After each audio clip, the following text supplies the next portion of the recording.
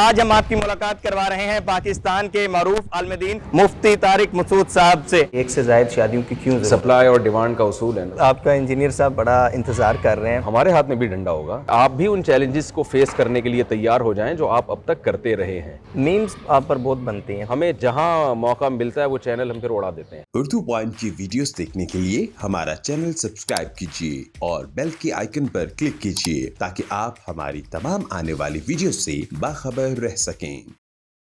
السلام علیکم ناظرین، اردو پوائنٹ میں خوش آمدید، میں ہوں آپ کا میزبان زہیب منشا۔ ناظرین، آج ہم آپ کی ملاقات کروا رہے ہیں پاکستان کے معروف عالم دین جو اپنے خوبصورت انداز بیاں، ڈائیلاگز، قصے، کہانیاں اور فن و مزاح سے بھرپور لطیفوں کی وجہ سے ہمیشہ سوشل میڈیا پر وائرل رہتے ہیں، اور نہ صرف وائرل رہتے ہیں بلکہ ان کی میمز بھی بنائی جاتی ہیں۔ جی ہاں، ہم بات کر رہے ہیں مفتی طارق مسعود صاحب کی۔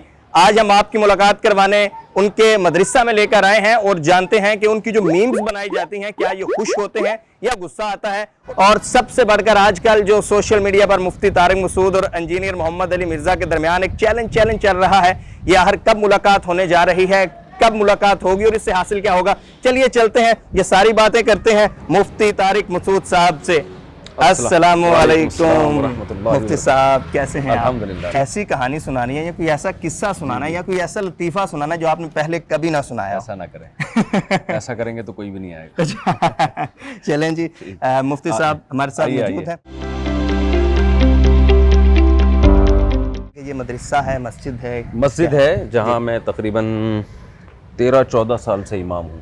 اچھا تو یہی میرا گھر بھی ہے جی، اور یہ آفس ہے میرا، جی یہ میری کیاری ہے۔ اچھا، لیکن یہ کیاری جو ہے ابھی اس میں مٹی ہم نے ڈلوائی ہے، اچھا تو اس پہ میں انشاءاللہ بھنڈی منڈی ہری مرچیں جی جو چیزیں شوق سے کھاتا ہوں وہ لگاؤں گا اس میں انشاءاللہ۔ مجھے گارڈننگ کا شوق ہے، اچھا، بکریاں پالنا۔ ادھر سامنے گرل ہے، وہاں میرا دمبا بندھا ہوا ہے، اچھا گڈ، ٹھیک ہے نا، اور بہت دہشت گرد قسم کا دمبا ہے۔ اچھا، اس کی قربانی ہوگی کیا وہ انشاءاللہ قربانی ابھی اسی عید پر؟ انشاءاللہ۔ باقی شوق میڈیا پہ پتہ ہی ہے آپ سب کو۔ دین کے علاوہ ہم آپ کو دیکھتے رہتے ہیں، سنتے رہتے ہیں۔ جاگنگ شوق ہے، جی، سوئمنگ کا موقع ملے تو ٹائم ملتا نہیں ہے، ورنہ سوئمنگ کا بہت شوق ہے۔ اچھا، سوئمنگ، جاگنگ، یہی شوق ہے۔ یہاں سے ہماری جتنی بھی ریکارڈنگز ہوتی ہیں، اچھا جس میں بہت سارے ٹاپک آپ سنتے رہتے ہیں، یہ سارے لطیفے وطیفے یہاں سے پارسل ہوتے ہیں۔ اچھا، تو یہ کب سے ہے اسٹوڈیو؟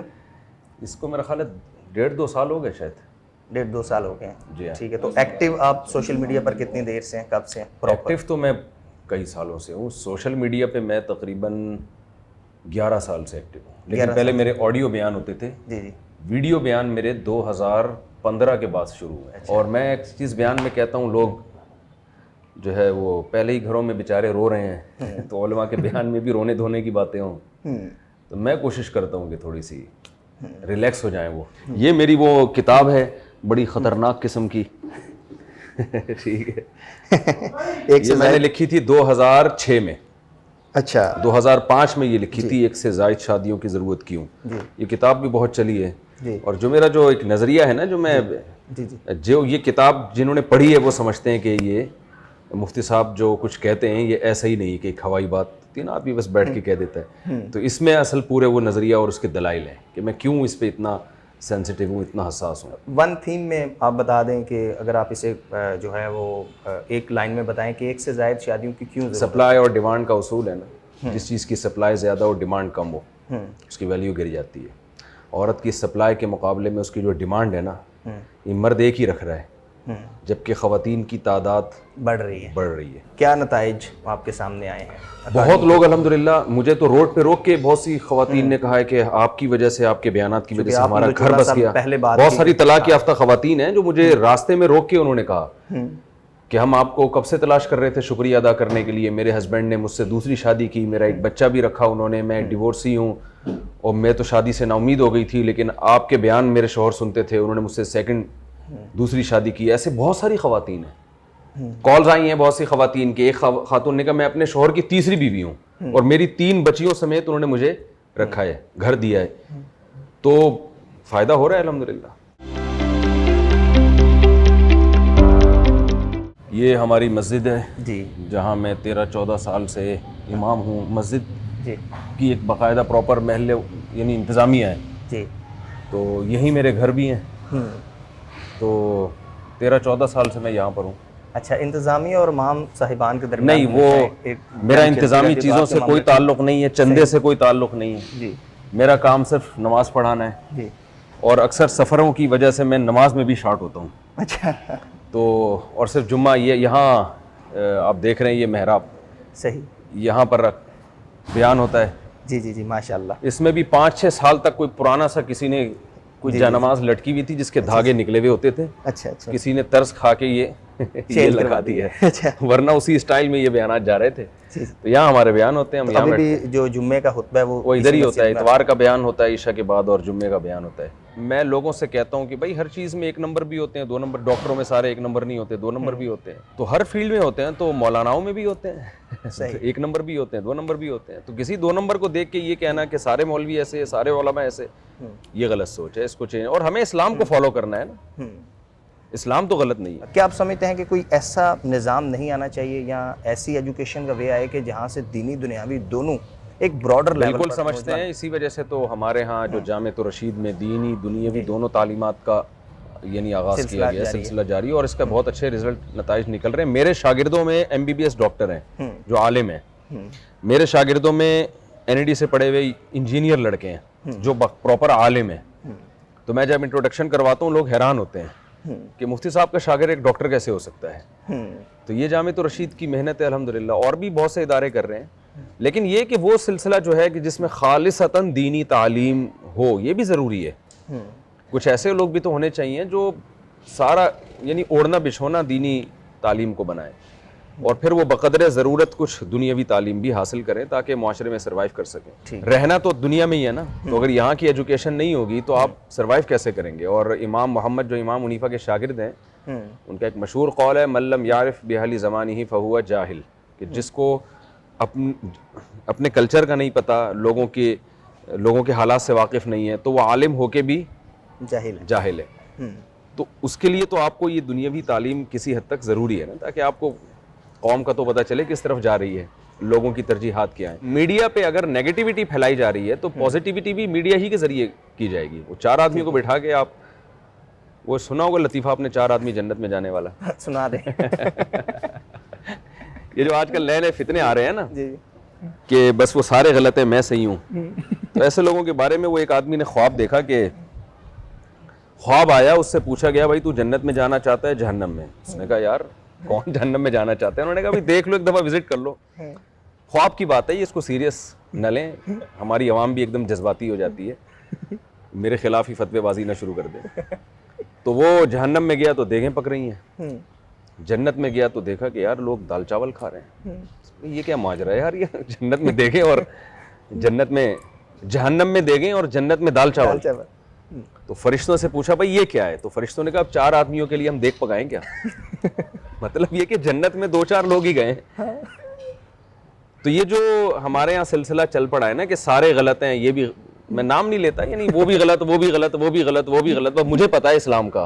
इसका मतलब ये आदमी जाएगा, 2-4 इस जैसे और जाएंगे, बाकी तो सारे अब तक गलत लोग थे। तो शायद जन्नत में फिर दाल चावल पके उनके लिए। नहीं, आजकल आपका इंजीनियर साहब बड़ा इंतज़ार कर रहे हैं। और नहीं, इंजीनियर साहब बिल्कुल भी इंतज़ार नहीं कर रहे। मेरा जो बयान है आखिरी गुजारिश इंजीनियर साहब से, उसमें मैंने 2 टोक लफ्ज़ों में कहा है कि आपने मुझसे कहा है कि मुफ्ती साहब अल-मुहन्नद अल-मुफन्नद पे बात करेंगे, उलमा देवबंद के अकायद पे, तो मैं इसके लिए रेडी हूँ। लेकिन मैं ये कह रहा हूँ कि आप भी उन चैलेंजेस को फेस करने के लिए तैयार हो जाएं जो आप अब तक करते रहे हैं। बहुत सारे चैलेंज उन्होंने किए हैं ना, और बल्कि थोड़ी सी मैं सख्त ज़बान इस्तेमाल करूँगा कि आपने कुरान और सुन्नत के नाम पे जो माजरत के साथ जो झूठ बोले हैं, ठीक है ना, आवाम को बेवकूफ़ बनाए, मैं उस पर बात करूँगा आपसे। तो मैं ये नहीं चाह रहा था, ये स्टाइल हो मेरा। तो अब आप भी तो उनको फेस करें ना। तो मैंने वो एक आखिरी गुजारिश के नाम से वीडियो बयान रिकॉर्ड करवाया था 5 मिनट का। उसमें मैंने कहा था कि मैं तैयार हूँ, जिस पे आपने कहा है ना बात करें, मैं उस टॉपिक पे बात करता हूँ। तो आप भी उन चैलेंजेस को फेस करने के लिए तैयार हो जाएं जो आपने किए हैं। तो टू द पॉइंट आप एक वीडियो रिकॉर्ड करवाएं जिसमें सिर्फ इतनी बात कहें कि मुफ्ती साहब तैयार हो गए हैं उन चैलेंजेस पे बात करने के लिए जो मुफ्ती साहब ने किए हैं, या उलमा देवबंद के जो भी अकायद जो भी बात वो करते हैं। तो मैं भी उन चैलेंजेस पे बात करने के लिए तैयार हूँ। तो वो तो कह रहे हैं जिस दिन ये होगा, तो मैंने कहा मैं फौरन इंशाल्लाह اپنے آنے کی ڈیٹ بتا دوں گا. تو ٹو دا پوائنٹ بیان میں نے کہا تھا یہ بات ہاں یا نہ میں جواب چاہیے, تو محترم کا ٹو دا پوائنٹ 17 منٹ کا بیان آیا ہے. تو ٹو دا پوائنٹ اتنا لمبا ہے تو آؤٹ آف دا پوائنٹ کتنا لمبا ہوگا پھر آپ خود سوچیں. تو یہ محترم علی مرزا صاحب نے ایسا نہیں ہے کہ امت کو میں اتحاد پیدا کیا ہو, ایک نیا فرقہ بنایا ہے انہوں نے. اتحاد اس طرح نہیں ہوتا جس طرح یہ کر رہے ہیں. کیا اتحاد کا اسٹائل وہ ہے جو مولانا طارق جمیل صاحب کبھی کسی, ہم نے تو کبھی نام بھی نہیں لیا تھا یہ دیوبندی, بریلوی, المہند, المفند, کبھی میں نے زندگی میں کبھی نام نہیں لیا. نہ ان عقیدوں کو ہم نے کبھی ان کے دفاع کی کوشش کی ہے. یہاں تک میں نے بیان کیا کہ ہمارے اصل عقیدے وہ ہیں جو عقیدہ طحاویہ میں لکھے ہیں, اور جب بھی کوئی غیر مسلم اسلام قبول کرتا ہے ہم اس کو وہ بتاتے ہیں ایمان مفصل, ایمان مجمل. میں نے تو اپنی زندگی میں اب تک, حالانکہ میں تو درس نظامی میں نے پڑھا ہے, میں نے المہند المفند کا ہمیں تو پتہ بھی نہیں تھا اس میں کیا لکھا ہوا ہے. یہ قصے پرانے ہو چکے تھے, یہ بحثیں ختم ہو چکی تھی, نئے سرے سے ایک پرانے قصے اٹھا کے امت میں آگ لگا دینا. تو اسلام کے جو بیسک عقائد یا علماء کے جو بیسک عقائد ہیں جس کے بغیر آپ مسلمان نہیں ہو سکتے, وہ بہشتی زیور میں لکھے ہیں, عقیدہ طحاویہ میں لکھے ہیں, ایمان مفصل, ایمان مجمل, جو ہم غیر مسلم کو اسلام قبول کرتے ہوئے جو عقائد پیش کریں. لیکن ہم تو پھر بھی کہہ رہے ہیں ہم اس پہ بھی بات کرنے کے لیے تیار ہیں نا. مسئلہ محترم کی طرف سے, محترم تیار نہیں ہو رہے, ٹھیک ہے نا. پروپیگنڈا یہ ہو رہا ہے کہ مفتی صاحب آ نہیں رہے.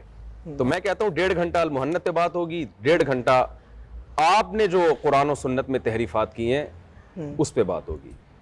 تو میں جب تیار ہوں, آپ کیوں تیار نہیں ہو رہے؟ تو فرار کی نسبت اس کی طرف کی جائے گی جو اپنے آپ کو فیس کرنے کے لیے تیار نہیں ہے. پہلے کبھی مناظرے ہوتے تھے, آج کے دور میں یا آج کے وقت میں آپ کیا سمجھتے ہیں ان مناظروں کی ضرورت ہے یا ان سے کچھ حاصل ہے؟ دیکھیں, مناظروں میں یہ کہنا کہ ہمیشہ فساد ہوتا ہے یہ بھی غلط ہے. مناظروں میں فساد بھی بہت ہوتا ہے, لیکن بعض مناظرے آپ یوٹیوب پہ پڑے ہوئے ہیں ان میں ہار جیت کے فیصلے بھی ہوئے ہیں. مناظرے میں فساد اس وقت ہوتا ہے جب دونوں فریقوں میں سے ایک بھی ہٹ دھرم اور ضدی ہو اور وہ لڑائی کے پروگرام کے لیے بیٹھا ہو. جیسے بعض دفعہ ایسے ہوتا ہے کہ مناظرہ ہو رہا ہے اور جب سامنے والی پارٹی ہارنے لگی اس نے کچھ نہ کچھ الٹے سیدھے گالیاں دینا شروع کر دیں یا کچھ اور سامنے والے کے جذبات کو مجروح کرنا شروع کر دیا. لیکن اگر دونوں طرف لوگ بیٹھے ہوئے ہیں اور مناظرہ میں جو تمام شرائط کا خیال کیا جائے, جیسے ایک صدر ہوتا ہے جو دونوں کو چیک کر رہا ہوتا ہے کون اصول اور ضابطے کو توڑتا ہے, تو پھر یوٹیوب پہ ایسے مناظرے پڑے ہوئے ہیں جن میں ہار جیت کا پراپر فیصلہ ہوا ہے اور لوگوں نے خود کہا کہ بھئی یہ اس کے دلائل مضبوط ہیں, یہ ادھر ادھر کی پھینک رہا ہے یہ, ٹھیک ہے نا. تو یہ جو دعویٰ کیا جاتا ہے نا مناظروں میں ہمیشہ لڑائی ہوتی ہے, یہ بھی غلط ہے. یہ مشاہدے سے ہٹ کر بات کی ہے. مناظروں میں ٹھیک ہے بہت دفعہ جھگڑا فساد کے علاوہ کچھ بھی حاصل نہیں ہوتا, لیکن بہت دفعہ مناظرے کسی نتیجے پر پہنچتے ہیں بشرطے کہ مناظروں کے اصول اور شرائط بہت مضبوط ہو. اچھا مفتی صاحب بتائیں کہ جو دینی لوگ ہیں, جو مذہبی لوگ ہیں, ان میں آپ کس چیز کی کمی محسوس کرتے ہیں؟ دیکھیں میں چھوٹا آدمی ہوں, ٹھیک ہے نا, جو دینی اور مذہبی لوگ ہیں, لیکن یہ کہ ایک چیز بہت واضح نظر آتی ہے, اس کا تھوڑا سا دینی لوگوں کو خیال کرنا چاہیے. جی جو علماء بتاتے رہتے ہیں ہمیں جی جی کہ اس میں ایک اہم چیز یہ ہے کہ تھوڑا دینی اور مذہبی لوگوں میں جذباتیت کا عنصر تھوڑا سا زیادہ نظر آتا ہے.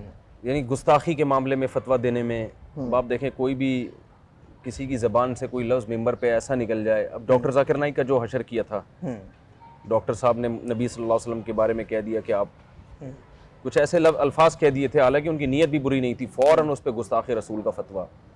تو یہ ہمیں نبی کی سیرت میں ایسا نہیں ملتا. تو یہ کوئی عشق مصطفیٰ نہیں ہے کہ آپ لوگوں کی زبان کی لڑکھڑاہٹ کو, ان کی غلطیوں کو پکڑ پکڑ کے آپ ان پہ فتوے لگائیں.